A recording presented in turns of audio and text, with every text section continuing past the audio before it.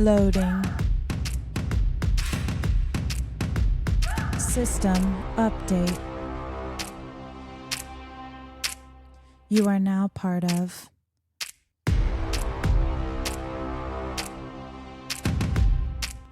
the herd.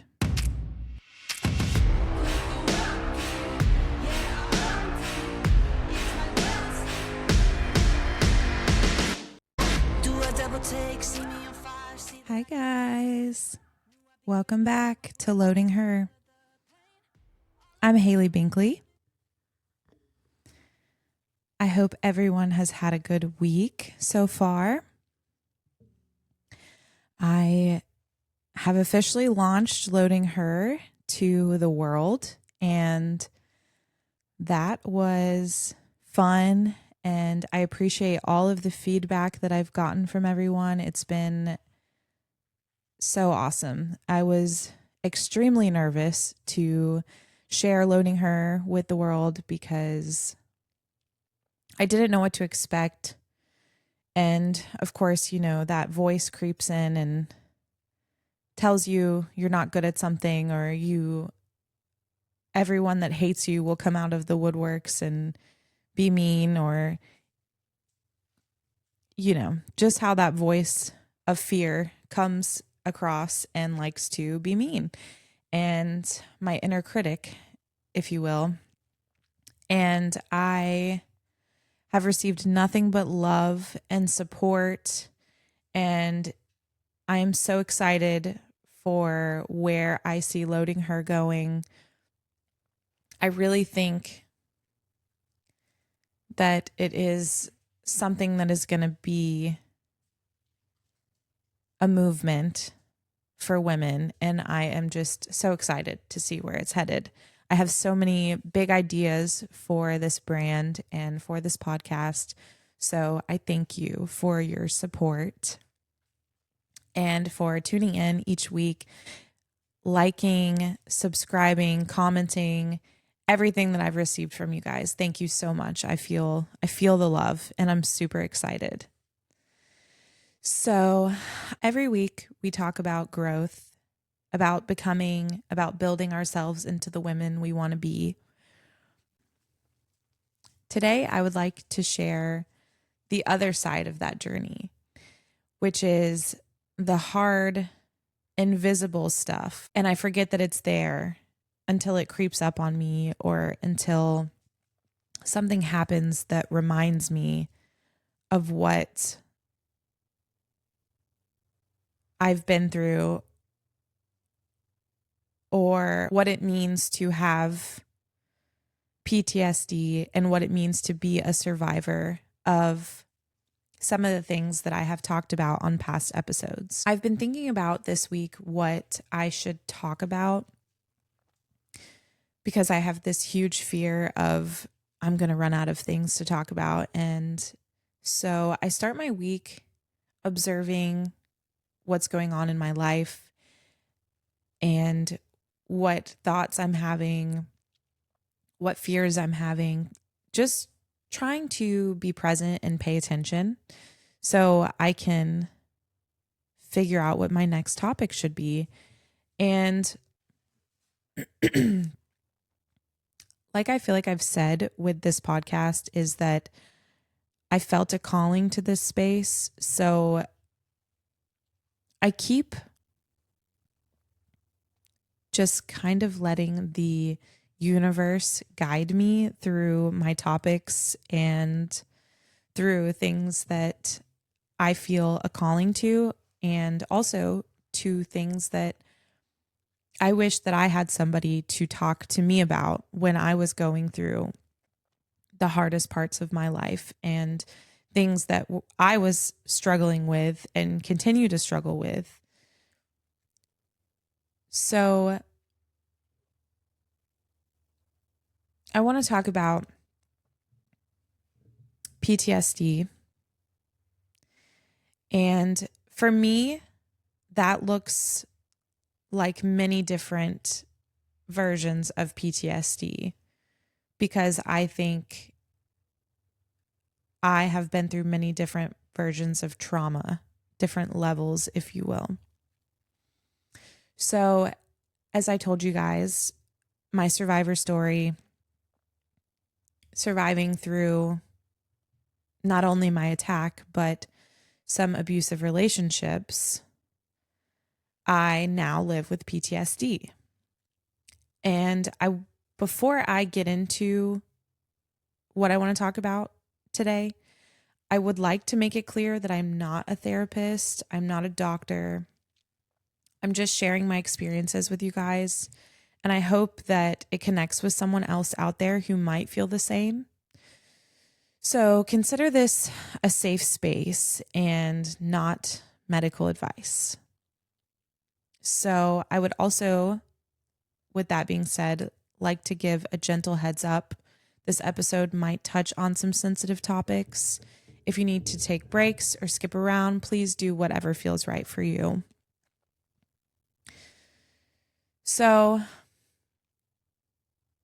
what exactly is PTSD? PTSD stands for post-traumatic stress disorder. It is a mental health condition that can happen after experiencing or witnessing something traumatic.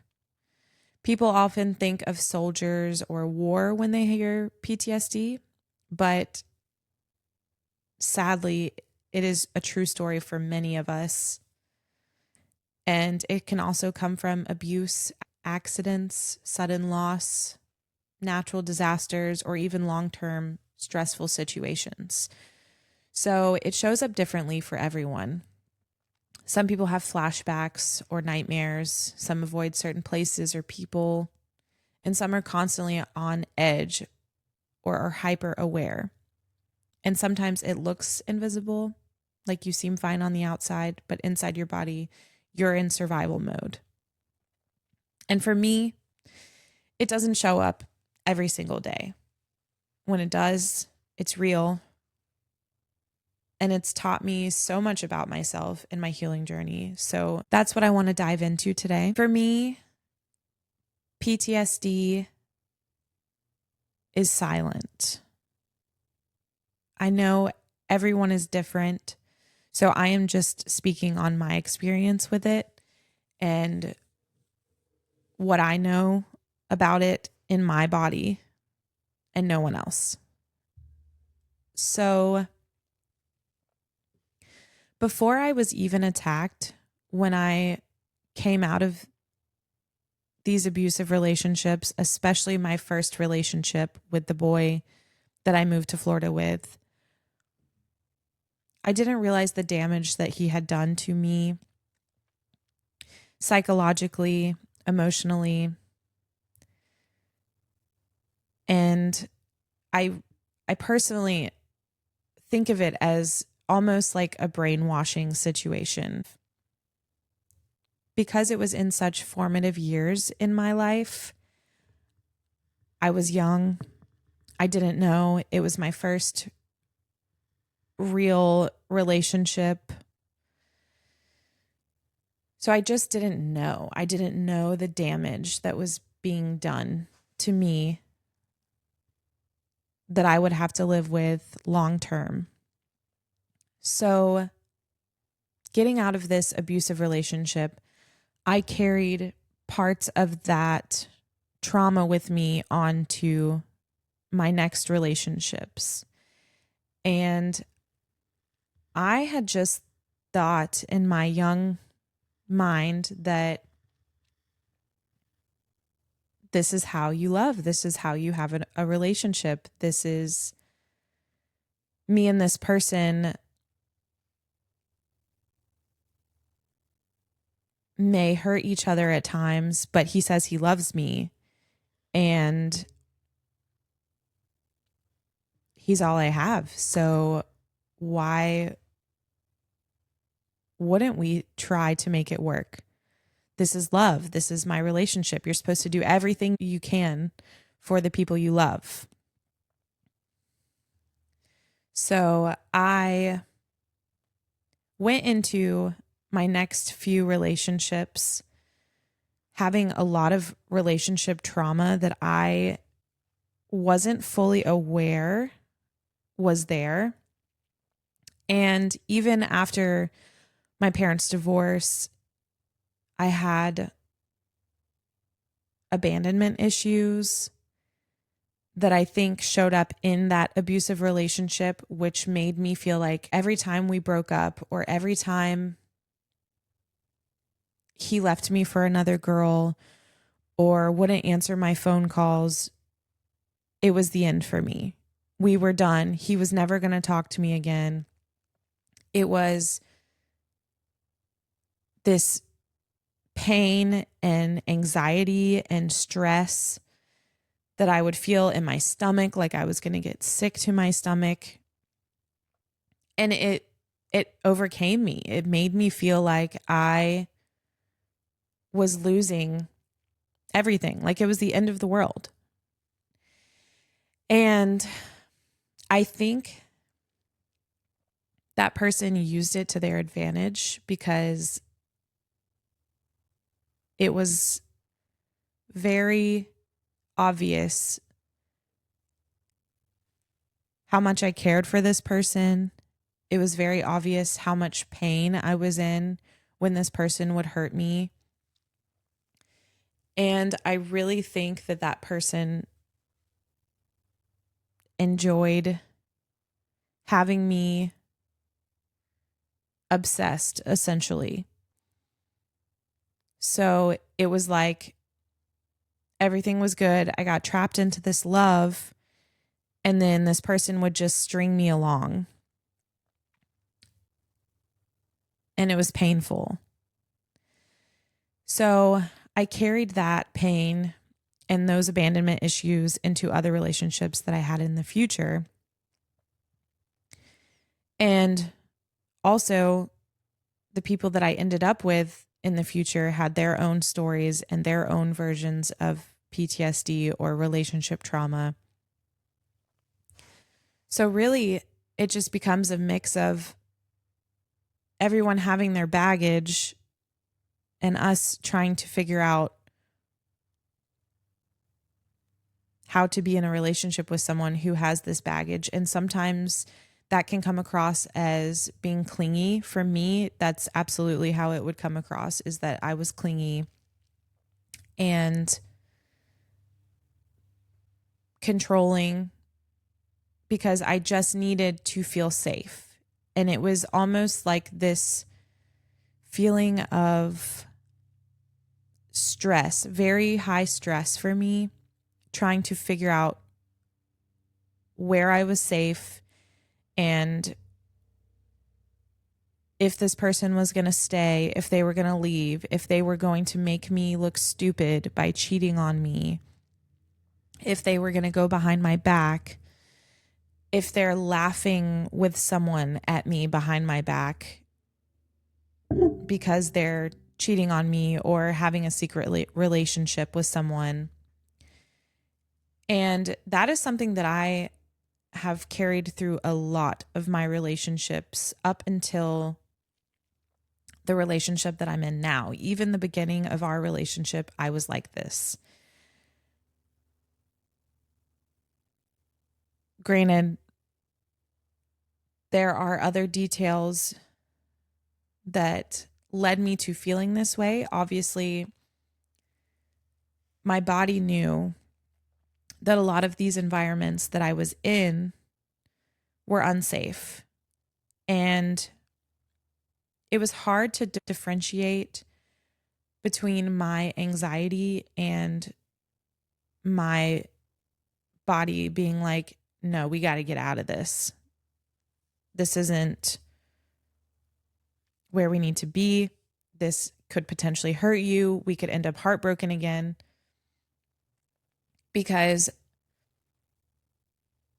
a lot of my trauma, relationship trauma, comes from the fear of feeling heartbreak again. Heartbreak has many different forms. One of the times that I've had my heart broken, I was listening to a podcast about heartbreak.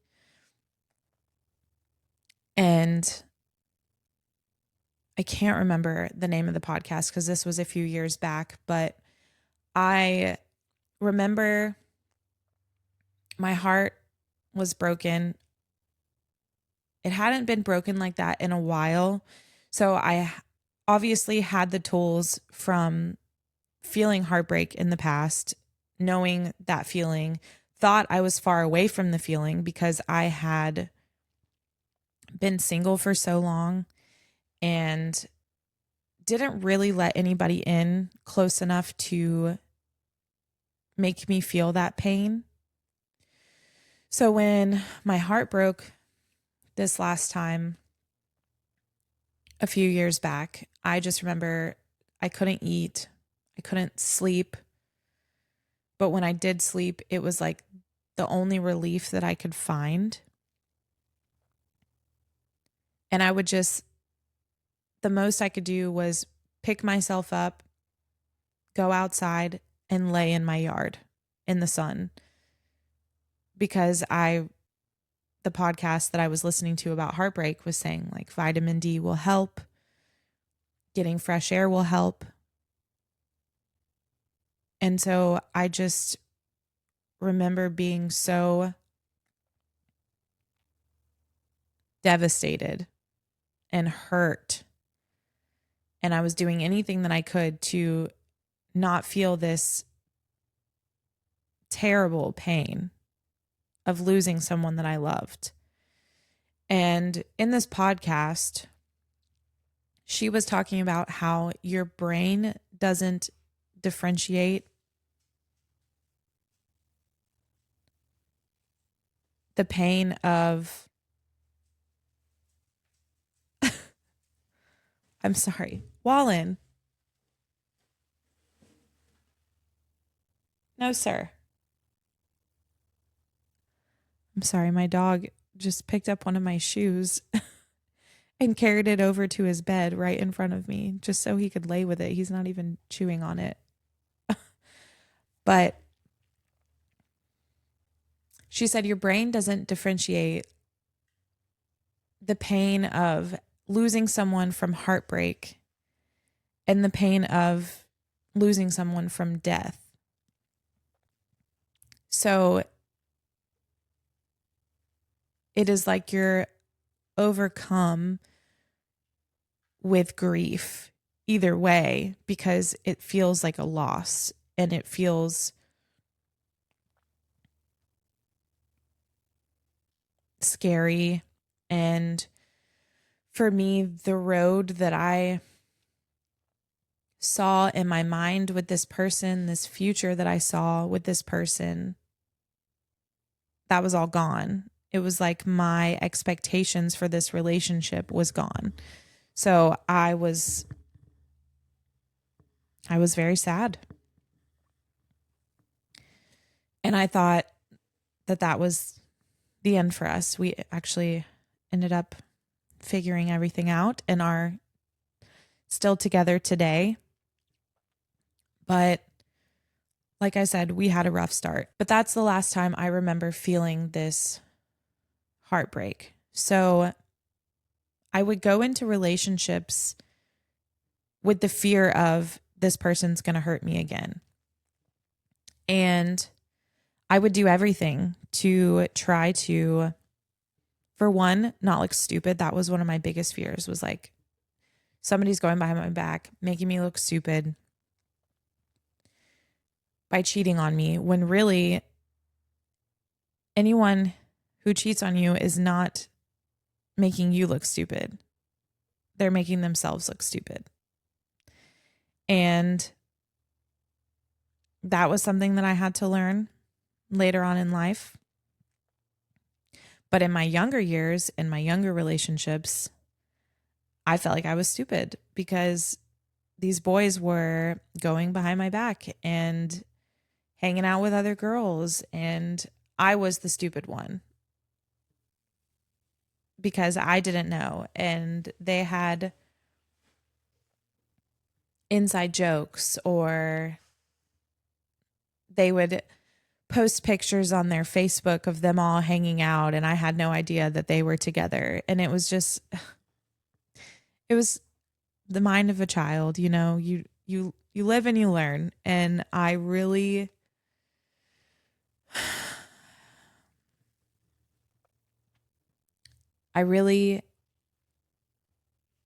am happy that I am sitting from a place where I don't have this detrimental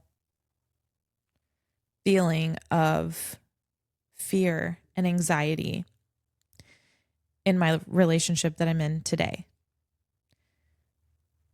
With that being said, it took a lot of work from him and from me to get to a point to where I could feel safe. I'm sure to where he could also feel safe.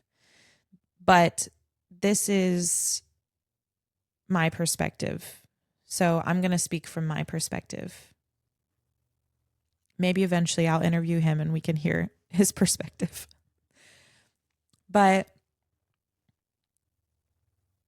so relationship trauma and PTSD is something that I have carried for a long time. And every time I got into a relationship with someone, it was anxiety. And I could feel this switch. It was like the flip of a switch. When I started to love someone, I felt that anxiety creep back in. I associated my strong feelings of love for someone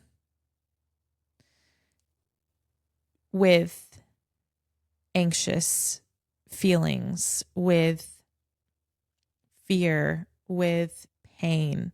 Love in my mind was associated with pain. It took therapy and rewriting in my brain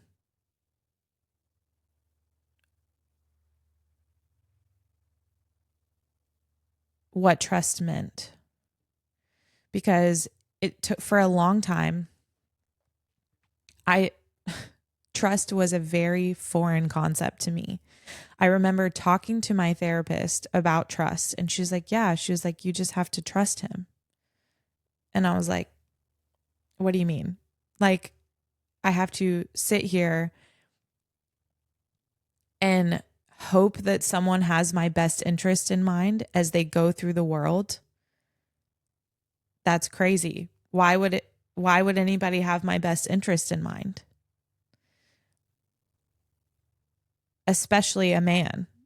That was something that I just could not wrap my brain around. I was like, no, because if someone else comes along, or if he gets in a situation to where he meets someone that he would rather be with, he's not going to have my best interests in mind. He's going to pick himself, because I just thought that that's what men did. Going through therapy, I learned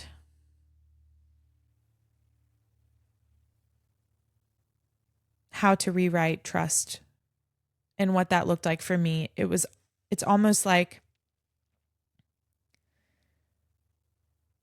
I had to be able to picture what the road in my brain, I picture it as a road. Like, you have to be able to picture your life not only with this person. For me, this is what worked. But I had to be able to picture myself with this person that I love so much, and our life together, and how happy we're going to be in our future, and kids, and whatever that may be for you. And then I had to be able to picture what my life without this person would look like, and how I would be okay, and it wouldn't be the end of my life. The life would go on if I didn't have this person. If they chose not to be with me, if they chose to be with someone else. I'm not saying that's the road that I had to take, but I had to know and trust myself that I was going to be okay if something happened, if I lost this person. It's not the end of the world. Like, yes, your expectations might have been one way and you're having to go this other way, and that hurts. But knowing that you can trust yourself to be okay without someone, that gave me a little bit more peace. It gave me more trust in myself and more confidence. To be honest, it helped me see that I would be okay if something happened and this person chose not to be with me anymore, or chose somebody over me, or decided that I wasn't something that aligned with their life anymore. So that took a lot of the fear out of it.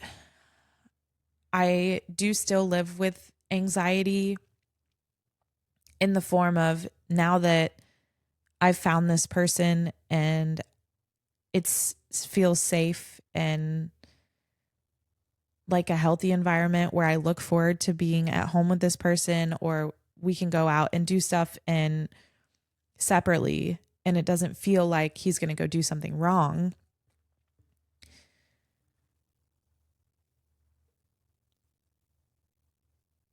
I still have the fear that I'm going to lose him.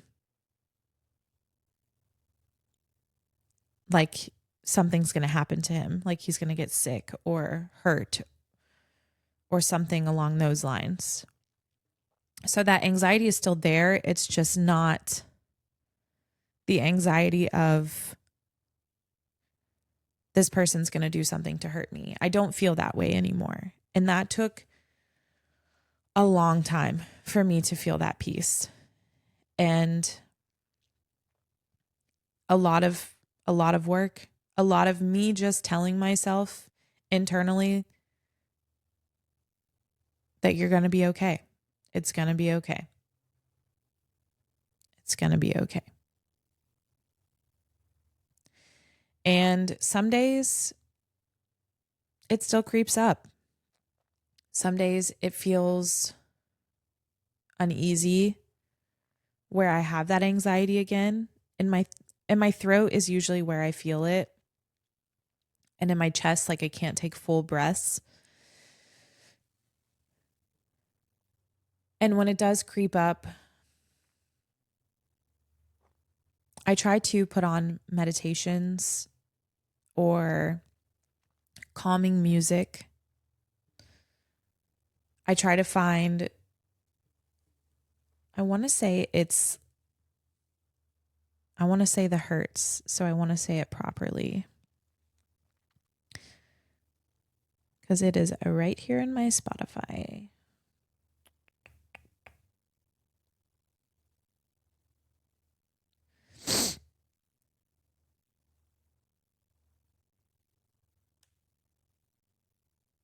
Sometimes I'll do rain sounds, and that helps. And let's see, 432 hertz. I've tried different ones. This is a playlist, so I just kind of go through and I just try to breathe and get that anxious feeling out of me. I do think that I have social anxiety, which is interesting because as a bartender, you think that, oh, they're used to being around people. It's, it's fine. They can do it. They can talk to anybody. But my social anxiety doesn't usually show up for work because I'm in my safe space behind the bar that I've worked at for almost 8 years. It's familiar to me. It's my domain. My social anxiety will usually show up if I'm going to a party where there are people that I don't know, or if I'm having to go out of my comfort zone to, let's say, a class by myself where there's people that I don't know. And I feel like that relationship anxiety manifested itself into a social anxiety situation. I also think that the PTSD from my attack shows up as a social anxiety situation sometimes because people are unpredictable to me. And sometimes I get scared about the possibility of what somebody is capable of, especially in public situations or situations when I'm walking by myself in a parking lot or at the bar alone. I'm not usually alone at the bar, but because there's guys in the kitchen and security and stuff. But still, I get this fear of what someone could do because I've seen what people are capable of. We've all seen what people are capable of these days, and it is terrifying.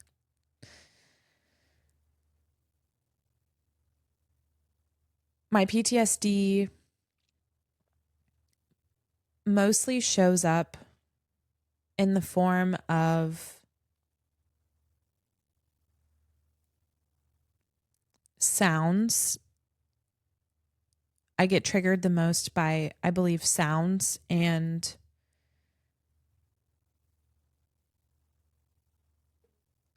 I don't want to say loss of control, but that's what's coming to mind. A feeling of being out of control.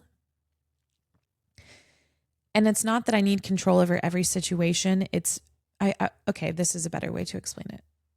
A feeling of being overwhelmed, not out of control. Overwhelmed in the sense of everything around me is loud and moving fast. And I notice how little control I have over what happens next, if that makes sense. So here's an example. After I was attacked, had to have been a year or so after, I went to a bar with my sister and some of our friends, and a fight broke out. And the fight was happening around us where we were kind of like not in the middle of it, but very much in the middle of it. We were just in the wrong area. And the fight was just kind of closing in on us in a way. This is just how I remember it. So I just remember dropping down to fetal position and crying because I was triggered. It was loud. I lost control. And it's now I notice it when it's about to happen. And I really think that is how PTSD works for me, is it never really goes away. You just start to notice what it feels like when you're either A, about to have a panic attack, or B, you're triggered and you notice. And it's like, you're about to freak out. For me, freaking out is crying and sometimes hyperventilating.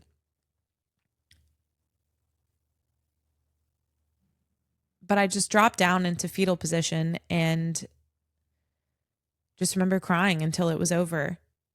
And that is not my personality. That is not something that my sister has probably ever seen me do. So she was like very thrown off and was asking me if I was okay. And I explained to her that I felt triggered and I felt anxious and scared. And that was just my first reaction. It was like I broke down. Had a few other experiences with panic attacks. After I was attacked, I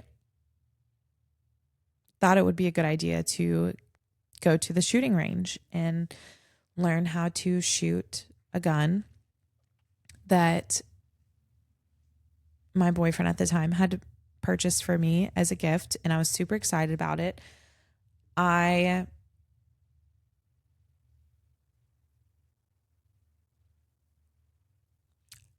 thought it was my way of taking back the fear of someone being able to take control over me again. And I was like, I'm going to learn what I need to about this gun. I'm going to learn the safety that I need. And I'm just going to be ready if something happens again. Obviously, can you be ready if somebody breaks into your house while you're sleeping? No. And honestly, I'm probably grateful that I didn't have any sort of weapon there from that day, but it just gave me a sense of security again. It gave me peace. And so we went to the shooting range to practice.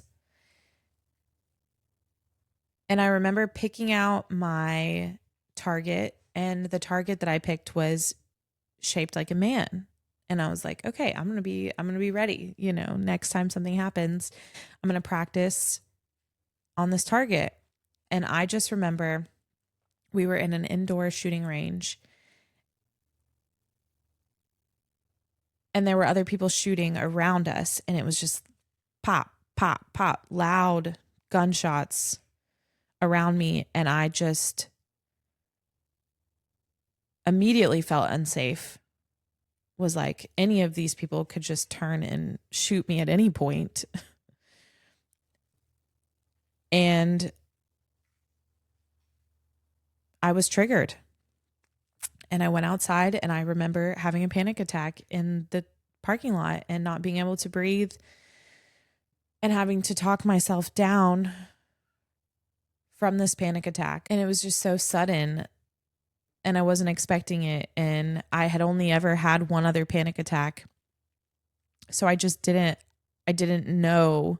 I knew it was a panic attack, but I just didn't know how to calm myself down. Another time, I was at a Christmas party, and one of my friends hugged me and squeezed me too tight. And I don't know if it somehow cut off my airway or made me feel pressure or like it was hard to breathe. And immediately I had to leave this Christmas party and go outside and try to catch full breaths. And I realized that being restrained, essentially, because of my attack, creates a triggering moment for me. So I've had to file away these moments that trigger me. And sometimes I get surprised and have new moments that trigger me and make me feel unsafe again. And it's not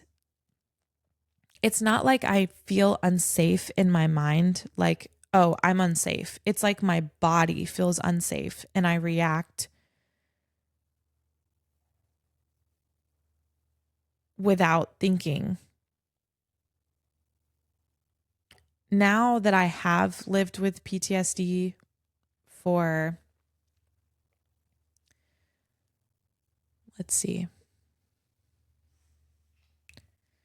6-ish years, I don't want to say it's become easier, but I notice it more. And my most recent triggers, because this has now happened a few times, but my boyfriend and I were watching a movie or maybe it was a show,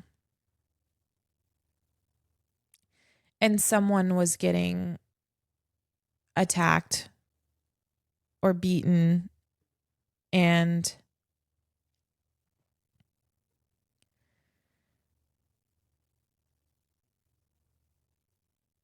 for some reason I want to say I was like asking him to turn it down. I was like, "Can you turn it down? Can you fast forward it? Can you fast forward it?" And in his mind, we're just watching this movie. He's not thinking, what's going on in my mind. Now he thinks like that, but at this time he hadn't seen me triggered before, and I don't want to say that he hadn't realized that I had PTSD, but I just don't think that it was something that was very obvious, because it just shows up randomly. It's not something that just is a part of my everyday life. Sometimes it is, but most of the time it sneaks up on me. So I remember asking him to turn it down or fast forward it or something along those lines, and getting really upset that he was focused on the movie and not noticing that I was freaking out. And I started crying, and I want to say covering my ears and my face and like really reacting. And he finally like paused and was like, are you okay? Like, what's going on? And it completely caught him off guard. And I remember having to explain to him, like, hey, like, I know that I've been attacked before, but I still live with PTSD. And a lot of the times it shows up and I don't even realize that it's going to show up years later. So now, even last night, or I want to say it was last night. I want to say last night, we were watching a movie and I felt triggered again. It was a similar situation, a show that I probably shouldn't be watching because I get triggered, but I just remember asking him to turn it down, and he wasn't paying attention because he was watching this movie, like he didn't hear me. And this time I removed myself from the room. I just got up, went to the bathroom, took myself out of it, because I felt that feeling again of, I'm going to freak out. I'm going to cry. It's going to be a thing. And I don't want to make it a thing. I don't want to have to make him feel hyper aware when we watch these movies, even though now I do think that he is. And he knows that there are certain things that I can't watch or hear or see because they trigger me.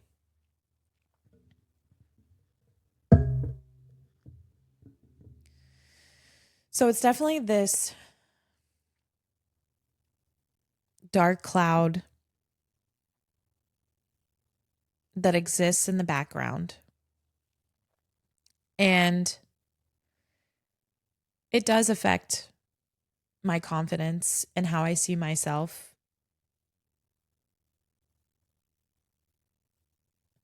Sometimes it will show up before I have to go to work and work a shift.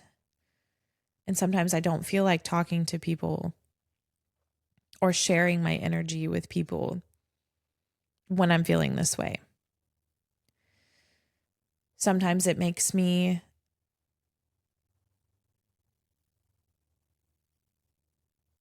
scared to be a part of new situations like let's say a party with people that I don't know,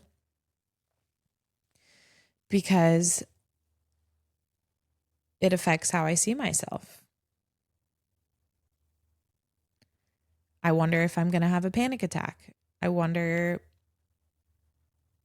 if I'm going to get that feeling again, that anxious feeling to where I feel like I can't breathe.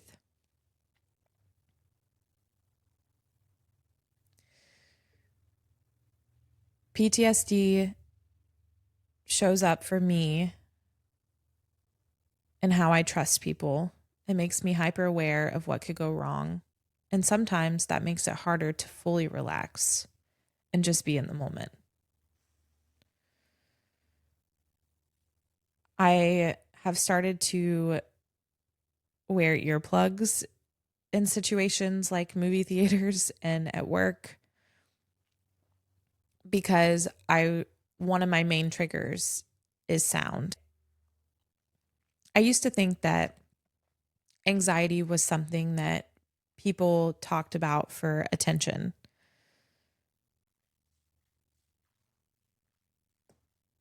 Not that I thought that it wasn't real. I just didn't know. I wasn't educated on what it was. So I just thought it was like, oh, yeah, that gives me anxiety. Like people talking about it was just like, oh, yeah, that gives me anxiety. I didn't have a feeling associated with the word.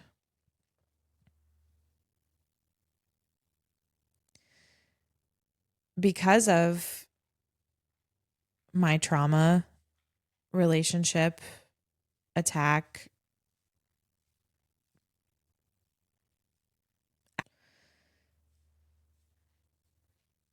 trauma with my parents,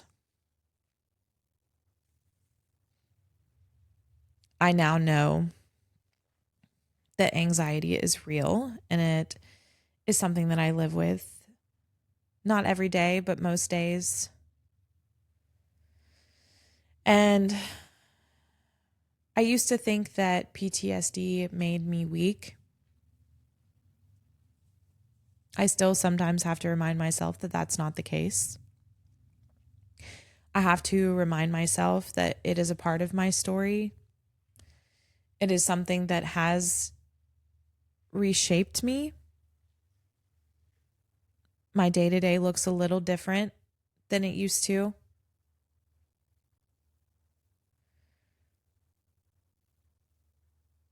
But it also makes me thankful. And it also makes me feel more connected to my body because I am learning more about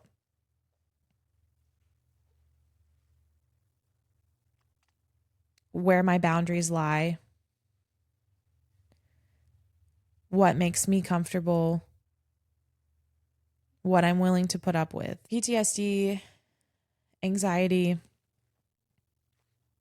trauma. I feel like we hear these words every day, and I'm happy that we talk about them. I think that it is something that a lot of us live with, most of us, if not all of us. And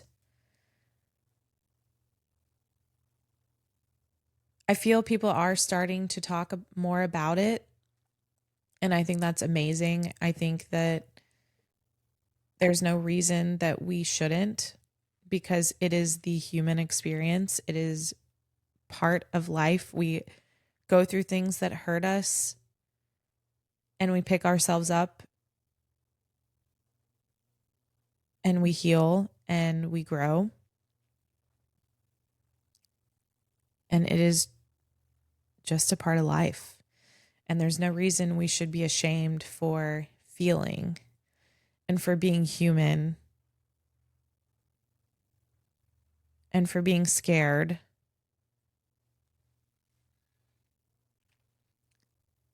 I think a lot of the things that have helped me when I have felt out of control is yoga, movement, breath,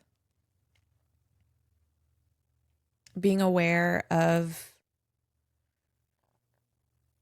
my body and how it feels. Sometimes even just being aware of the heaviness of my body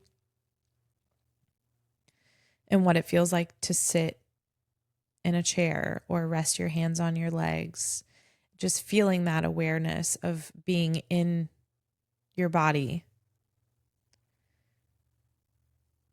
brings you back down.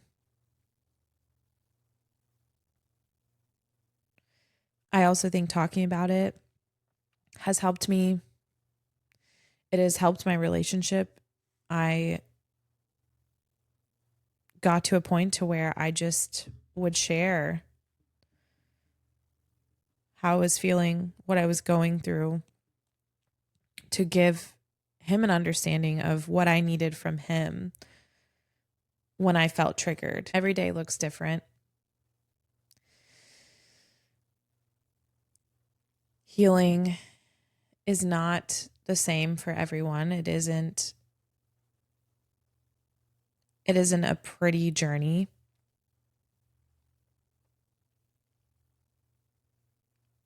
There are days that I feel powerful and strong, and there are days that I feel like I'm back at the beginning. But both are okay, and both are a part of my story. I now use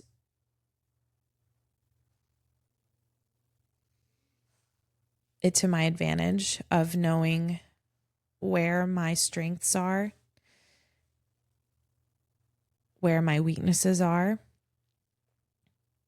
and most importantly, what my boundaries are with people and what I'm willing to take on,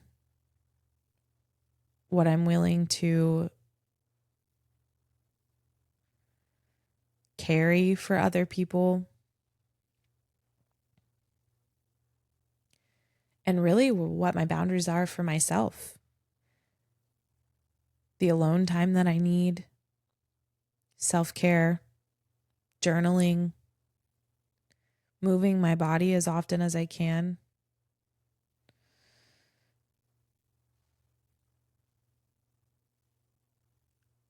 PTSD has helped me to have empathy for others. I do think that I have always lived with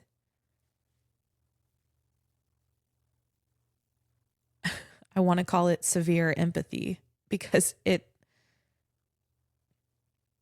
is heavy sometimes. I feel for other people, and I sometimes will take on their pain as my own, which is why I feel like I have to set boundaries sometimes.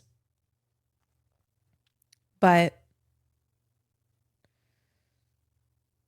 I think we all have invisible battles with ourselves.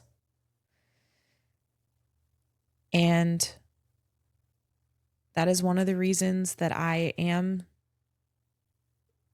starting this podcast.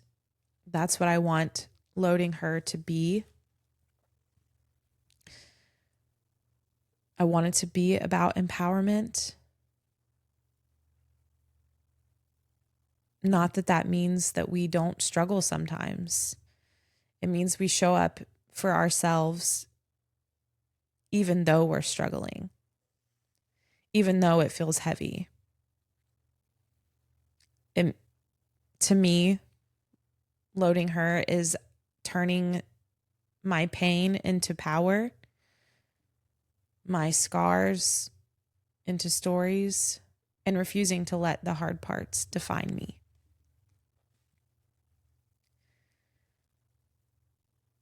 If you're listening and you're living with PTSD or anything similar, I want you to know that you're not alone.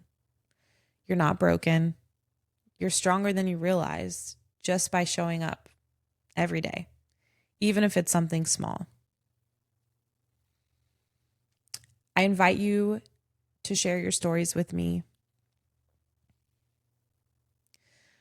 loading.herpodcast@gmail.com. As always, it can be anonymous. I really appreciate all the support that I've had from you guys. It has been amazing. It made it a little less scary when I started putting this out into the world because it felt like a hug from you guys, being so supportive, sharing, and loving me. I am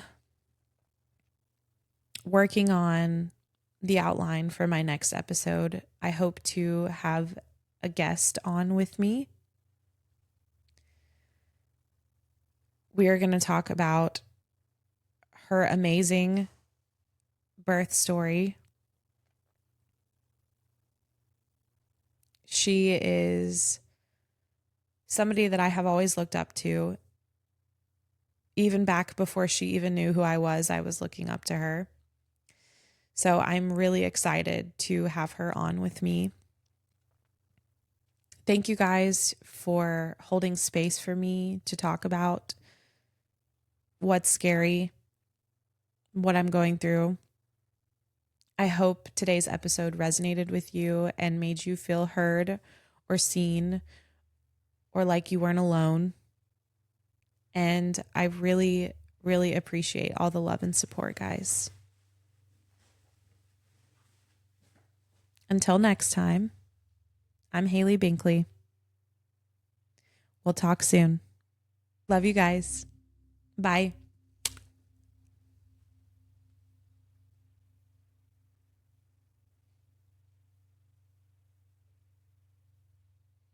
System update.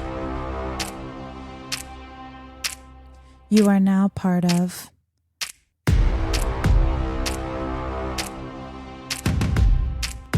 the herd.